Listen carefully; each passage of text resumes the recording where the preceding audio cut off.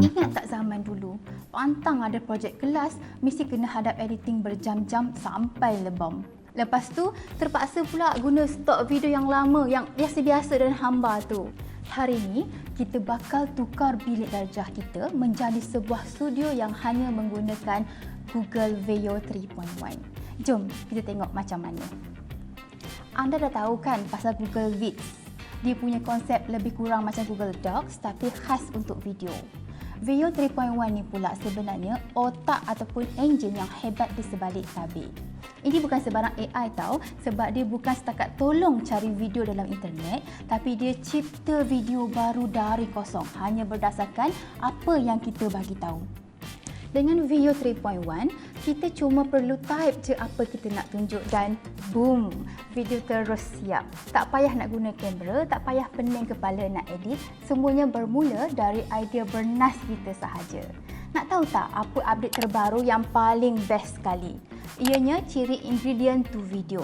Kita boleh muat naik sehingga 3 bahan utama. Contohnya macam gambar, karakter, rajah daripada buku teks ataupun dokumen penting. Okey, Veo akan pastikan semuanya nampak konsisten dari awal sampai habis video. Jadi, tak ada masalah muka karakter AI berubah tiba-tiba setiap 5 saat. Memang sangat sesuai kalau kita nak buat video bercerita atau lakonkan semua peristiwa sejarah supaya nampak lebih real. Jom kita test sendiri. Sekarang, saya tengah prompt satu sesi pembelajaran sejarah. Anda perasan tak macam mana saya masukkan SFX sekali? Hebatnya, Veo 3.1 sekarang dah boleh hasilkan native audio. Terus, macam tu je dia buat. Masa dia buat visual baju besi yang berkilat tu, dia siap masukkan sekali bunyi baju besi berlaga secara automatik. Memang rasa sangat imersif dan real betul cara kita belajar sekarang kan? Veo 3.1 ni bukan sekadar alat biasa. Ianya satu cara untuk kita bawa benda yang mustahil terus ke depan mata kita. Sama ada kaji sel biologi secara mendalam ataupun cari inspirasi untuk tulis cerita yang hebat. Semuanya terpulang kepada prompt yang kita bagi saja.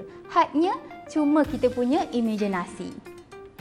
Jadi, dah bersedia ke nak tukar imajinasi kepada realiti yang sangat berkualiti tinggi?